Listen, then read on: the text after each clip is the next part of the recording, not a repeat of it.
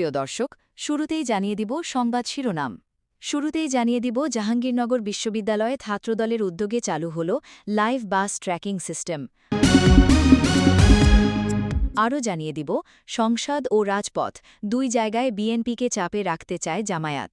বিস্তারিত থাকছে প্রতিবেদনে। এদিকে দুর্নীতির মামলায় আওয়ামী লীগ নেতা তোফায়েল আহমেদের বিচার শুরু, সাক্ষ্য ২২ জুন। বিস্তারিত থাকছে প্রতিবেদনে। এদিকে ছাত্রদলের নতুন কমিটিতে ছাত্রলীগের ১১ জন ব্যাখ্যা দিলেন নেতারা। বিস্তারিত থাকছে প্রতিবেদনে। এদিকে ড ইউনূসের শাসনামলে সাংবাদিক দমন নীতি, সমালোচনার বদলে মামলা, মব, জেল ও হয়রানি। বিস্তারিত থাকছে প্রতিবেদনে। এদিকে জনশক্তির শক্ত ভিত্তিতে ফেরার বার্তা আওয়ামী লীগের। বিস্তারিত থাকছে প্রতিবেদনে। এদিকে চূড়ান্ত ঘোষণা, শেখ হাসিনা ফিরছেন, রাজনৈতিক অঙ্গনে তুমুল আলোচনা। বিস্তারিত থাকছে প্রতিবেদনে। এদিকে আরও জানিয়ে দিব ইরানের হামলায় হরমুজ ছেড়ে পালালো মার্কিন যুদ্ধজাহাজ। বিস্তারিত থাকছে প্রতিবেদনে। এদিকে সৌদি আরবের চাপেই হরমুজের সামরিক অভিযান স্থগিত করতে বাধ্য হন ট্রাম্প। বিস্তারিত থাকছে প্রতিবেদনে। এবং সর্বশেষ জানিয়ে দিব ইসরায়েলের সঙ্গ না ছাড়লে চরম মূল্য দিতে হবে, যুক্তরাষ্ট্রকে হুঁশিয়ারি ইরানের। এতক্ষণ শুনছিলেন সংবাদ শিরোনাম, এবারে বিস্তারিত। জাহাঙ্গীরনগর বিশ্ববিদ্যালয়ের শিক্ষার্থীদের যাতায়াত আরও সহজ, নিরাপদ ও সময় উপযোগী করতে বাসে লাইভ ট্র্যাকিং সিস্টেম চালু করেছেন বিশ্ববিদ্যালয় শাখা ছাত্রদলের নেতাকর্মীরা।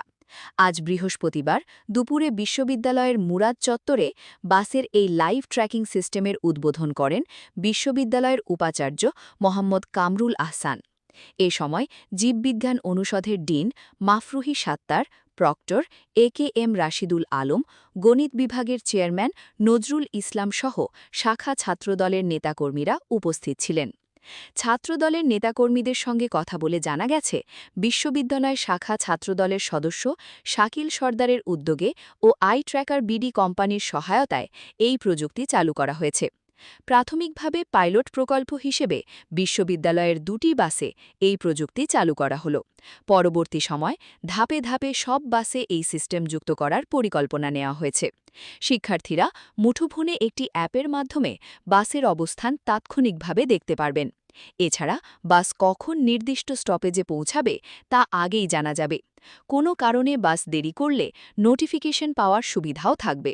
এতে শিক্ষার্থীদের সময় ব্যবস্থাপনা সহজ হবে এবং যাতায়াত আরও স্বাচ্ছন্দ্য ও নিরাপদ হবে বলে আশা করছেন সংশ্লিষ্ট ব্যক্তিরা। বিশ্ববিদ্যালয় শাখা ছাত্রদলের সদস্য শাকিল সর্দার বলেন, অনেক শিক্ষার্থী নিয়মিত ঢাকা থেকে ক্যাম্পাসে আসেন, আবার অনেকে টিউশনি সহ বিভিন্ন কাজে ঢাকায় যাতায়াত করেন। দেখা যায় অনেক সময় তারা ক্যাম্পাসের বাসের আপডেট তথ্য না পেয়ে বাস মিস করেন। সাধারণ শিক্ষার্থীদের বিষয়টি বিবেচনা করে স্মার্ট ক্যাম্পাস গঠনের অংশ হিসেবে জাতীয় সংসদকে বিরোধী রাজনীতির কেন্দ্রবিন্দুতে রাখতে চায় জামায়াতে ইসলামী। তবে দলটি শুধু সংসদীয় বিতর্ক, নোটিশ কিংবা ওয়াকআউটের মধ্যে নিজেদের সীমাবদ্ধ রাখতে চায় না। গণভোটের রায় বাস্তবায়ন, স্থানীয় সরকার নির্বাচন, জ্বালানি, দ্রব্যমূল্য ও আইনশৃঙ্খলা পরিস্থিতির মতো ইস্যু সামনে রেখে রাজপথের চাপ বাড়াতে চায় তারা।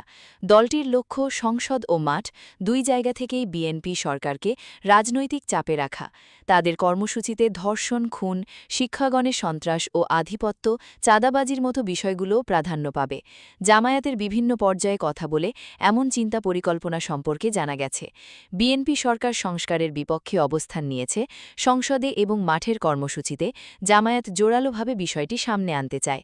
তারা অতীতের মতো কেবল সংসদ বর্জন বা প্রতীকী প্রতিবাদের মধ্যে সীমাবদ্ধ না থেকে সংসদীয় বিতর্ক, ওয়াকআউট ও মাঠের আন্দোলন সবকিছু একসঙ্গে চালাতে চায়।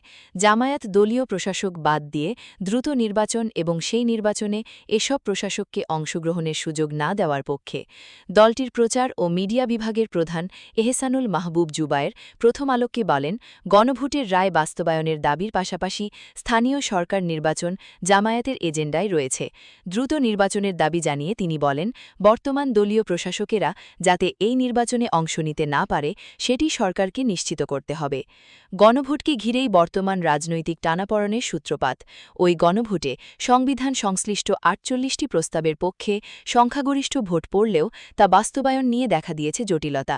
বিশেষ করে বিএনপির নির্বাচিত সংসদ সদস্যদের সংবিধান সংস্কার পরিষদের সদস্য হিসেবে শপথ না নেওয়ায় সংকট আরও গভীর হয়েছে বলে মনে করছে জামায়াত। দুর্নীতির অভিযোগে করা মামলায় সাবেক শিল্পমন্ত্রী ও আওয়ামী লীগ নেতা তোফায়েল আহমেদ সহ ৩ জনের বিরুদ্ধে অভিযোগ গঠন করেছেন আদালত। এর ফলে মামলাটির বিচার আনুষ্ঠানিকভাবে শুরু হল। আজ বৃহস্পতিবার দুপুরে ঢাকা বিভাগীয় স্পেশাল জাজ বেগম শামীমা আফরোজ আসামিদের অব্যাহতির আবেদন নামঞ্জুর করে এই আদেশ দেন। একই সঙ্গে আগামী ২২ জুন সাক্ষ্য গ্রহণের তারিখ ধার্য করেন। তোফায়েল আহমেদের আইনজীবী মোহাম্মদ খায়েরুদ্দিন শিকদার প্রথম আলোকে এ তথ্য নিশ্চিত করেছেন। এই মামলার অন্য আসামিরা হলেন ম্যাডোনা অ্যাডভার্টাইজিং লিমিটেডের প্রধান হিসাবরক্ষক মোহাম্মদ আনোয়ারুল ইসলাম এবং ভোলার মোশাররফ হোসেন। এর মধ্যে আসামি মোশাররফ হোসেন আদালতে ময়মনসিংহ মেডিকেল কলেজ ছাত্রদলের নবগঠিত ৫১ সদস্যের কমিটিতে ছাত্রলীগের ১১ নেতাকর্মীর নাম অন্তর্ভুক্ত করা নিয়ে ফেসবুকে আলোচনা-সমালোচনা শুরু হয়েছে। এই পরিস্থিতিতে ছাত্রদল সংবাদ সম্মেলন করে তাদের অবস্থান ব্যাখ্যা করেছে। আজ মঙ্গলবার বেলা ৩টের দিকে কলেজ ক্যান্টিনে এই সংবাদ সম্মেলন হয়। পয়লা মে ছাত্রদল কেন্দ্রীয় কমিটির সভাপতি রাকিবুল ইসলাম ও সাধারণ সম্পাদক নাসির উদ্দিন স্বাক্ষরিত ময়মনসিংহ মেডিকেল কলেজ শাখা ছাত্রদলের ৫১ সদস্যের কমিটি গঠন করা হয়। এতে আহ্বায়ক করা হয়েছে তানভীর আবদুল্লাহ এবং সদস্য সচিব মেহেদি হাসান। এই কমিটিতে মেডিকেল কলেজ শাখার ছাত্রলীগের ২০২৩ সালের কমিটির পদধারী ১১ নেতা আছেন এমন অভিযোগ তুলে ফেসবুকে প্রচার শুরু হয়। বিষয়টি নিয়ে আজ সংবাদ সম্মেলনে লিখিত বক্তব্যে বিস্তারিত তুলে ধরেন মেডিকেল কলেজ শাখা ছাত্রদলের সদস্য সচিব মেহেদি হাসান। সংবাদ সম্মেলনে জানানো হয়, ছেলে শিক্ষার্থীদের হোস্টেলে আবাসন রয়েছে ১৫-২০ ভাগ। এর বেশি অর্ধেক শিক্ষার্থীকে বাধ্যতামূলকভাবে বিগত সময়ে ছাত্রলীগের কমিটিতে অন্তর্ভুক্ত করা হয়।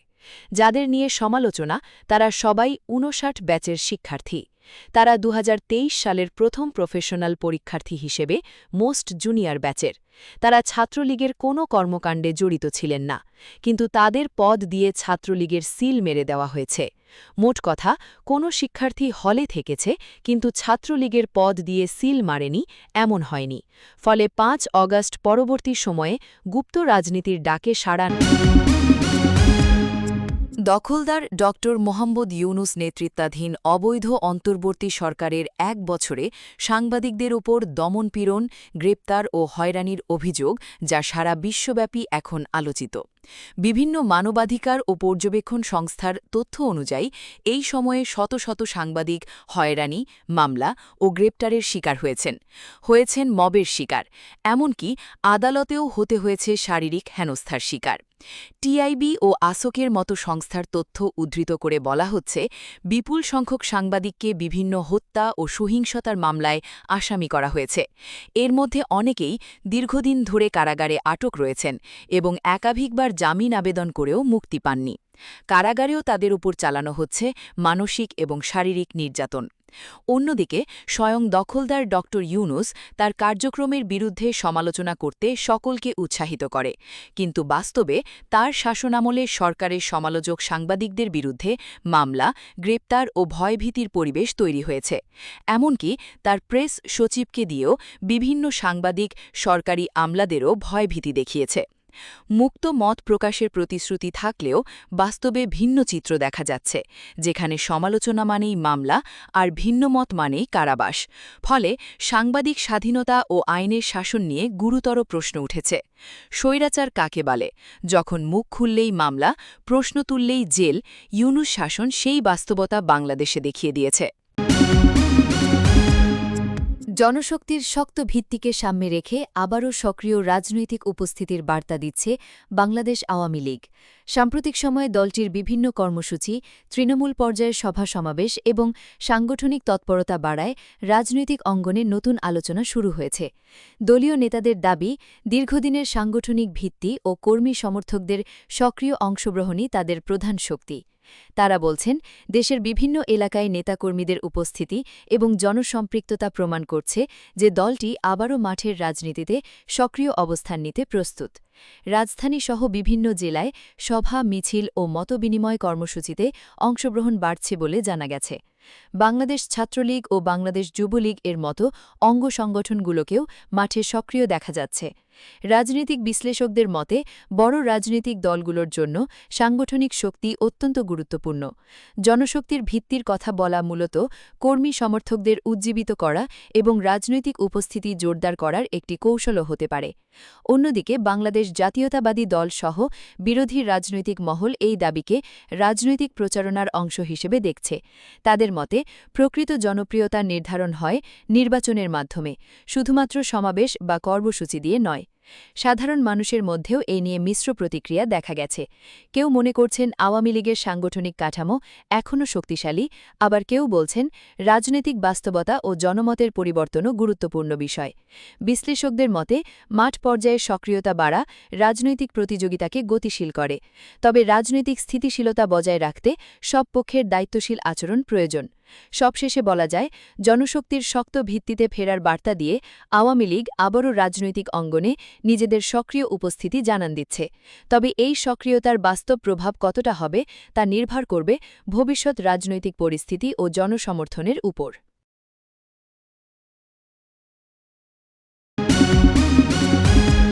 হরমুজ প্রণালীতে বৃহৎ পরিসরে যৌথ সামরিক অভিযান চালিয়ে মার্কিন নৌবাহিনীর ৩টি ডেস্ট্রয়ারকে পিছু হটতে বাধ্য করার দাবি করেছে ইরানের ইসলামী বিপ্লবী গার্ড বাহিনী IRGC। বৃহস্পতিবার ৭ মে সন্ধ্যায় পরিচালিত এই অভিযানে মার্কিন যুদ্ধজাহাজগুলোর ব্যাপক ক্ষয়ক্ষতি হয়েছে বলে IRGC নৌবাহিনীর এক বিবৃতিতে জানানো হয়েছে। বিবৃতিতে বলা হয়, একটি ইরানি তেলবাহী ট্যাঙ্কারে মার্কিন হামলার প্রতিবাদে এবং বারবার সতর্কবার্তা উপেক্ষা করে প্রণালীতে যুদ্ধজাহাজ নিয়ে অগ্রসর হওয়ায় এই পাল্টা পদক্ষেপ নেওয়া হয়েছে। এর ফলে উত্তপ্ত হয়ে ওঠা এই নৌপথ থেকে মার্কিন জাহাজগুলো দ্রুত প্রস্থান করতে বাধ্য হয়। IRGC নৌবাহিনীর কমান্ডার জানিয়েছেন, মার্কিন সামরিক বাহিনীর ২টি উস্কানিমূলক কাজের প্রতিক্রিয়া হিসেবে এই অভিযান শুরু করা হয়। প্রথমত, মার্কিন বাহিনী যুদ্ধবিরতি লঙ্ঘন করে জাস্ক বন্দরের কাছে একটি ইরানি তেলবাহী ট্যাঙ্কারে হামলা চালায়। দ্বিতীয়ত, তেহরানের পক্ষ থেকে স্পষ্ট নিষেধাজ্ঞা থাকা সত্ত্বেও মার্কিন নৌবাহিনীর ৩টি ডেস্ট্রয়ার হরমুজ প্রণালীর দিকে অগ্রসর হতে থাকে। এই দুই ঘটনার প্রেক্ষাপটে ইরান অত্যন্ত নিখুঁত এবং বিস্তৃত এক যৌথ অভিযান পরিচালনা করে। পারস্য উপসাগরের কৌশলগতভাবে গুরুত্বপূর্ণ হরমুজ প্রণালীতে বাণিজ্যিক জাহাজগুলোকে নিরাপত্তা দেওয়ার লক্ষ্যে শুরু করা প্রজেক্ট ফ্রিডম স্থগিত করেছে যুক্তরাষ্ট্র। NBC নিউজের এক প্রতিবেদনে দাবি করা হয়েছে, ঘনিষ্ঠ মিত্র সৌদি আরবের তীব্র চাপের মুখে মার্কিন প্রেসিডেন্ট ডোনাল্ড ট্রাম্প এই সিদ্ধান্ত নিতে বাধ্য হয়েছেন। প্রতিবেদন অনুযায়ী গত রোববার কোনো আগাম ঘোষণা ছাড়াই সামাজিক যোগাযোগ মাধ্যমে ট্রাম্প প্রজেক্ট ফ্রিডম চালুর ঘোষণা দেন। এতে মধ্যপ্রাচ্যের মিত্র দেশগুলো, বিশেষ করে সৌদি আরব ও কাতার, বিস্মিত ও ক্ষুব্ধ হয়। ক্ষোভের প্রকাশ হিসেবে সৌদি আরব মার্কিন সামরিক বাহিনীকে তাদের বিমান ঘাঁটি এবং আকাশসীমা ব্যবহারের অনুমতি দিতে অস্বীকৃতি জানায়। রিয়াদের পক্ষ থেকে ওয়াশিংটনকে সাফ জানিয়ে দেওয়া হয় যে প্রিন্স সুলতান এয়ারবেস থেকে এই মিশনের জন্য কোনো মার্কিন বিমান উড়তে দেওয়া হবে না। যদিও হোয়াইট হাউস দাবি করেছে যে মিত্রদের আগে থেকেই জানানো হয়েছিল, কিন্তু মধ্যপ্রাচ্যের কূটনীতিকরা বলছেন ট্রাম্পের একতরফা ঘোষণার পর সমন্বয়ের চেষ্টা করা হয়েছে। পরিস্থিতির গুরুত্ব অনুধাবন করে ট্রাম্প সৌদি যুবরাজ মোহাম্মদ বিন সালমানের সাথে কথা বললেও শুরুতে বরফ গলেনি। শেষ পর্যন্ত মধ্যপ্রাচ্যে নিজেদের সামরিক সুবিধা বজায় রাখতে এবং মিত্রদের আশ্বস্ত করতে এই বিতর্কিত অভিযান স্থগিত করা। মধ্যপ্রাচ্যে ক্রমবর্ধমান উত্তেজনার মধ্যে যুক্তরাষ্ট্রকে কঠোর সতর্কবার্তা দিয়েছে ইরান। ইরানের প্রতিরক্ষা মন্ত্রণালয়ের মুখপাত্র ব্রিগেডিয়ার জেনারেল রেজা তালাইনিক বলেছেন, ওয়াশিংটনকে হয় ইসরায়েলের সঙ্গ ত্যাগ করতে হবে, নতুবা এই অঞ্চলে সৃষ্ট জটিল পরিস্থিতিতে চরম বিপর্যয়ের মুখে পড়তে হবে। ইরানের রাষ্ট্রীয় সংবাদ সংস্থা তাসনিম নিউজের এক প্রতিবেদনে জানানো হয়েছে, তালাইনিক সম্প্রতি এক বিবৃতিতে বলেছেন, যুক্তরাষ্ট্র বর্তমানে এক কঠিন সন্ধিক্ষণে দাঁড়িয়ে আছে। তিনি দাবি করেন, ইসরায়েলের প্রতি ওয়াশিংটনের নিঃশর্ত সমর্থন তাদের জন্য ফাঁদ হিসেবে প্রমাণিত হতে পারে। ইরানি মুখপাত্রের মতে, যুক্তরাষ্ট্রকে বেছে নিতে হবে তারা কি ইহুদিবাদী শাসনের অর্থাৎ ইসরায়েলের অবৈধ উচ্চাকাঙ্ক্ষার অংশীদার হয়ে ধ্বংসের পথে এগোবে, নাকি নিজেদের স্বার্থ রক্ষায় এই বিষাক্ত সম্পর্ক থেকে বেরিয়ে আসবে। যদি তারা ভুল পথ বেছে নেয়, তবে তারা এই অঞ্চলে এমনভাবে আটকা পড়বে যেখান থেকে পালানোর কোনো পথ থাকবে না। তিনি আরও যোগ করেন যে ইরানের প্রতিরক্ষা শক্তি আগের চেয়ে অনেক বেশি শক্তিশালী এবং যে কোনো ধরনের আগ্রাসন বা ভুল পদক্ষেপের জবাব দিতে তেহরান সম্পূর্ণ প্রস্তুত। এই অঞ্চলে স্থিতিশীলতা ফিরিয়ে আনতে হলে বাইরের শক্তির হস্তক্ষেপ বন্ধ এবং ইসরায়েলের প্রতি সমর্থন প্রত্যাহার অপরিহার্য বলে তিনি মনে করেন। সাম্প্রতিক সময়ে লোহিত সাগর এবং পারস্য উপসাগরে ইরান ও পশ্চিমা শক্তির মধ্যে উত্তেজনা যখন তুঙ্গে, ঠিক তখনই এই কড়া বার্তা দিল তেহরান। বিশ্লেষকদের মতে এই হুঁশিয়ারি মূলত বাইডেন প্রশাসনের ওপর চাপ সৃষ্টি করার একটি কৌশল, যাতে তারা ইসরায়েলের সামরিক কর্মকাণ্ডে লাগাম টানে।